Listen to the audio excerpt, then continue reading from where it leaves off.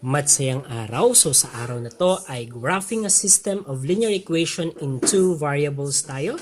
So matututunan natin kung paano mag-graph ng system of linear equations in two variables.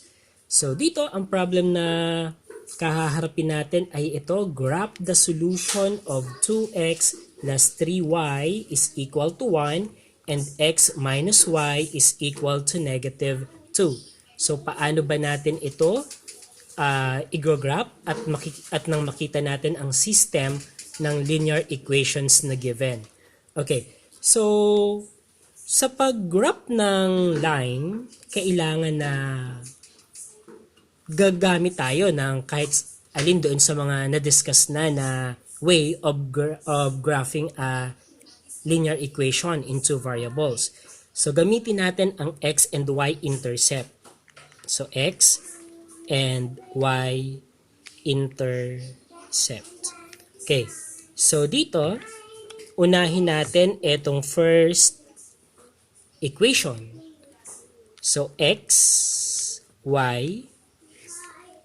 So kapag ang y ay 0, what is the value of our x? Kapag ang x ay 0, what is the value of our y? So that is the x and y intercept. Ano po? So, we need to compute. So, dito sa part na to, so magko-compute na tayo. So, para mahanap si x-intercept natin, we will let y is equal to 0. So, we have 2x plus 3y is equal to 1. So, x hinahanap, si y ay 0.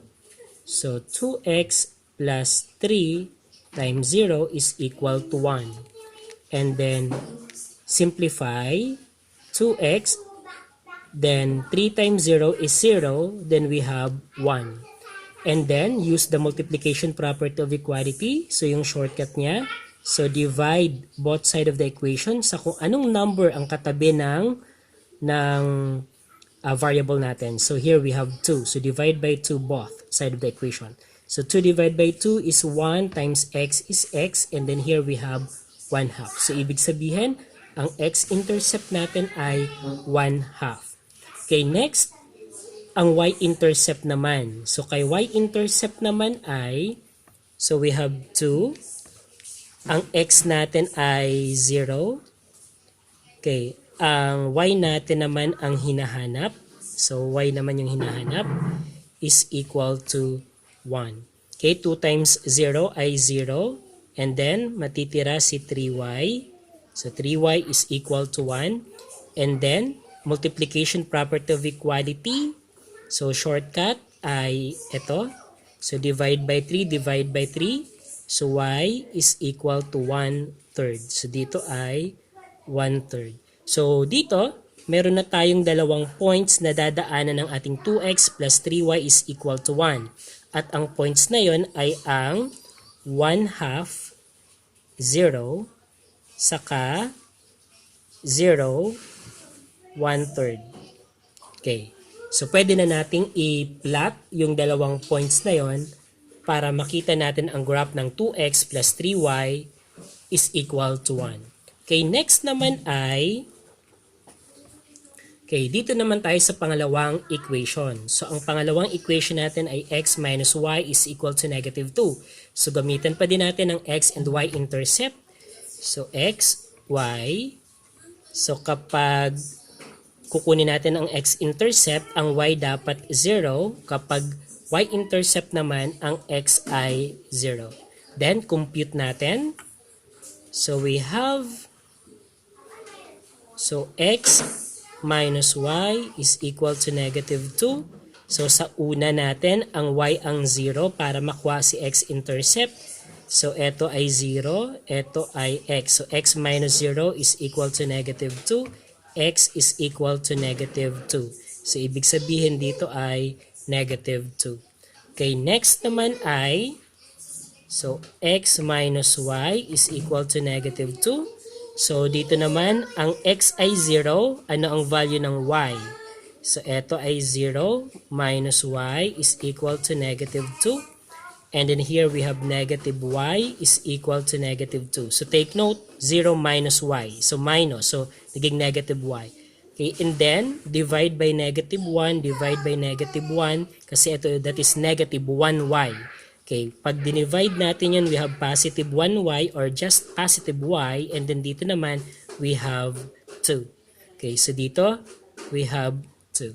Okay, so for this linear equation in two variable, ang dalawang points naman na dadaanan nito ay negative 2, 0, saka 0, 2. So yan. Okay? So since nakuha na natin ang tag 2 points na dadaanan ng bawat lines, bawat equation na yan, so handa na tayo sa graphing. So igra-graph na natin. Okay. So, na-encounter natin ang fraction. Ano po? So, na-encounter natin ang fraction. Okay, so gawa muna tayo ng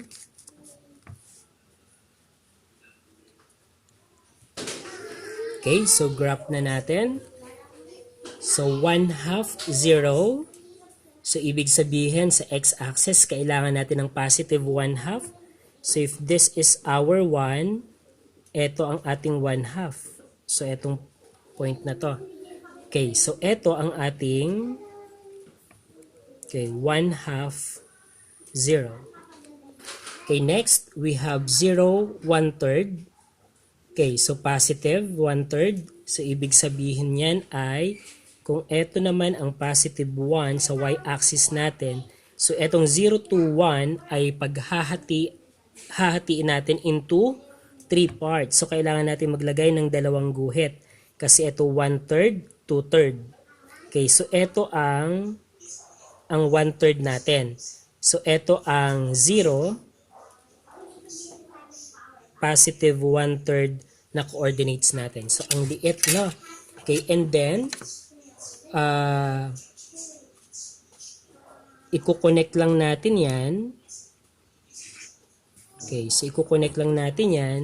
So we now have the line. So this is the line of 2x plus 3y is equal to 1.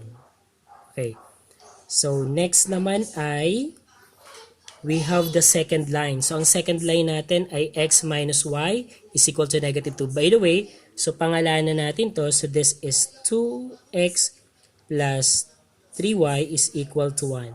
Okay, so yung pangalawa ay negative 2, 0. So, negative 2 ang x. So, ito ang negative 1. This is negative 2.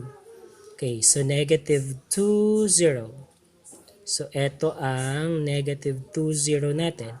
Okay, and then 0, 2, we have 1, 2. So, ito ang positive 2 natin. Okay, so ito ang ating coordinate na 0, positive 2.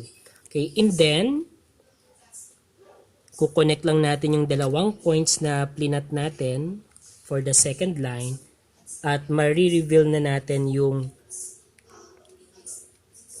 system of linear equations. So, ito ang x minus y is equal to negative 2.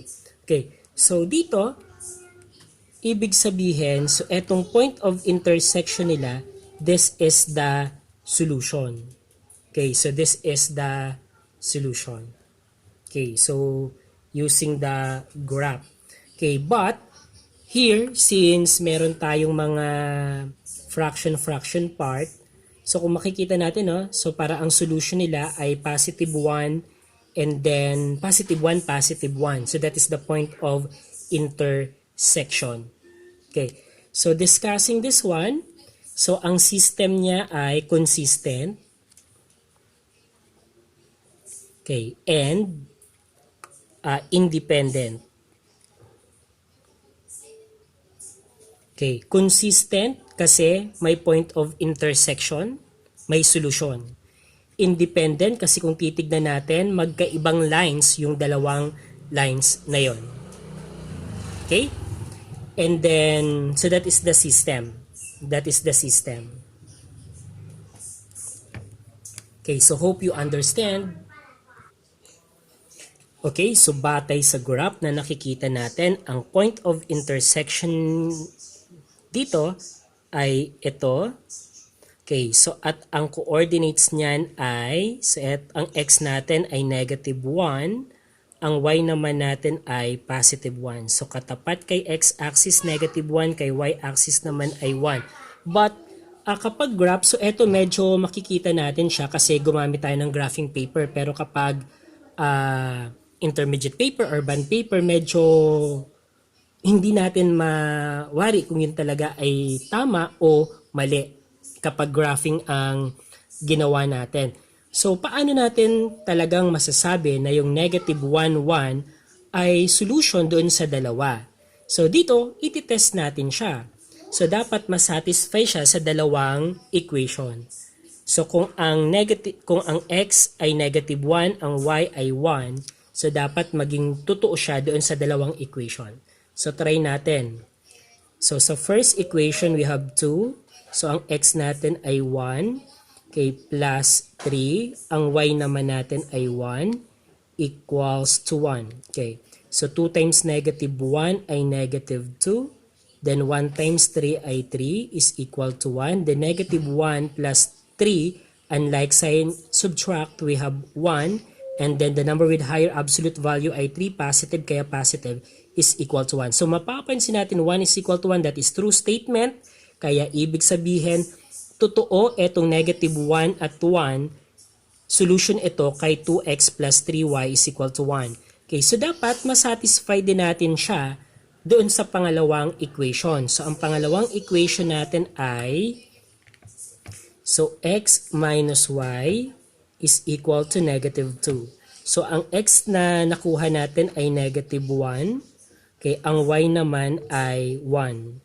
So, is equal to negative 2. So, negative 1 minus 1. So, change the sign of the subtrahend, then proceed to addition. So, ito yung subtrahend natin.